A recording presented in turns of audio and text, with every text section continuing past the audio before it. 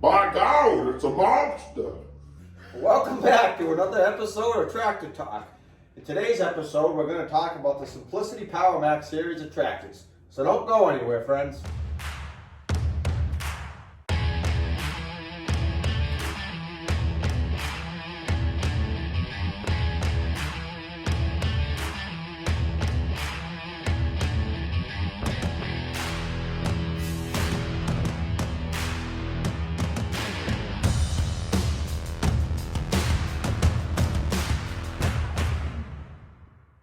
So the Simplicity Powermax, to the best of my knowledge, were really designed to compete with the Cub Cadet International Harvester lowboys like the 154, the 184, the 185, those kind of tractors. These were meant, and they were geared towards large property owners or estate owners. These were meant to mow big areas, to rototill, sickle bar.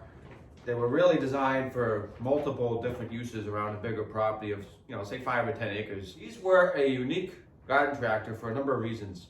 It's the only garden tractor I'm aware of that has 3 different speeds. So it has a high, medium, low range. So it's a hydrostatic, but it has 3 different range options, which most garden tractors are either going to have 1 or 2 ranges. And it also is unique in that it has 3 different wheel options, front and rear. You could get turf tires, you could get ag tires, which I believe the front would have been tri-rib, or you could get the flotation tires, which were wider and really meant for mowing without causing any ground impact or ruts or anything like that. So depending which tire option you got, are you cold, son? Well, but You're shivering like an ice cube.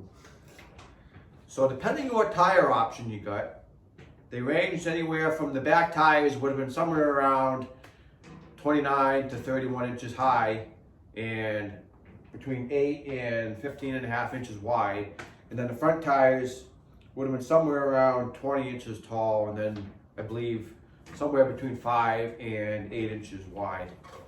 So the fronts had either a 10 or a 12 inch rim, and then the backs had either a 15 or a 16 inch rim, depending on the tires you got.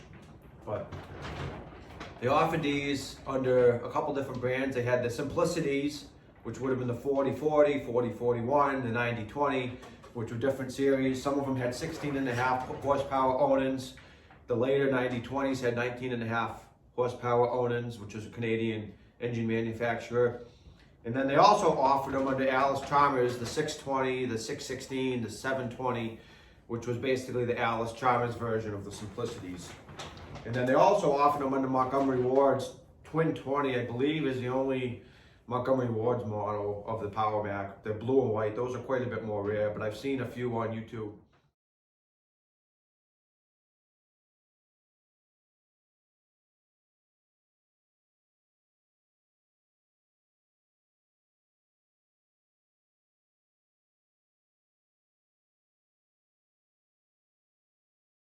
It's approximately 13 to 1400 pounds dry weight, meaning no operator, no fuel, no oil, no other fluids, no wheel weight, anything like that. Most garden tractors from that era that are standard size are going to be, maybe 700-800 pounds. So it's close to double what a lot of the other garden tractors are going to be. Powermax was one of the biggest, if not the biggest garden tractor from that era or from any other era, even modern day.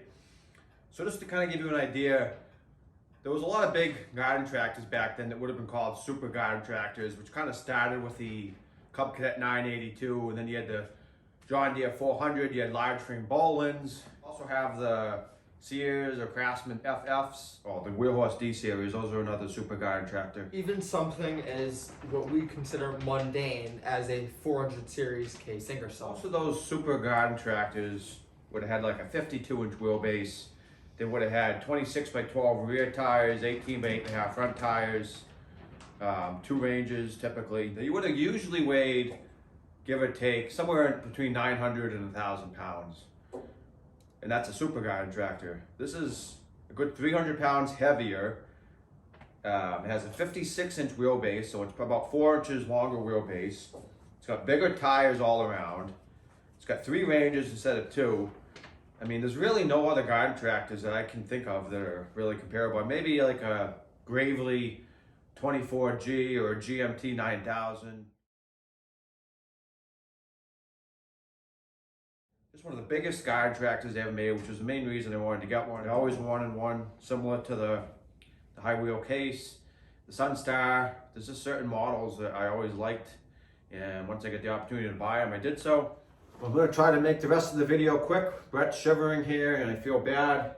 He's not tough enough to be out. Guy. He's not tough enough like his old man. Guy. Not tough enough to be out Guy. in the cold like his old man. Guy. So we're gonna let the little guy go in and warm up by the fire, warm his little fingers. I could stay here talking tractors all day. You guys know that, but Brett can't. So. Guy, we both know that's not true. So I hope you've enjoyed this tractor talk video.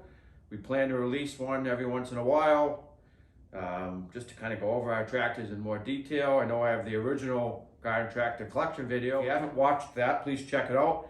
But if you want more detail on each specific tractor, that's kind of the idea behind the Tractor Talk series. We're going to go over some of the specs, some of the different features, and maybe share some personal stories that make us chuckle and will maybe give you a chuckle. So until next time, please remember to hit the like button, subscribe if you enjoy our content, and please check out our other videos.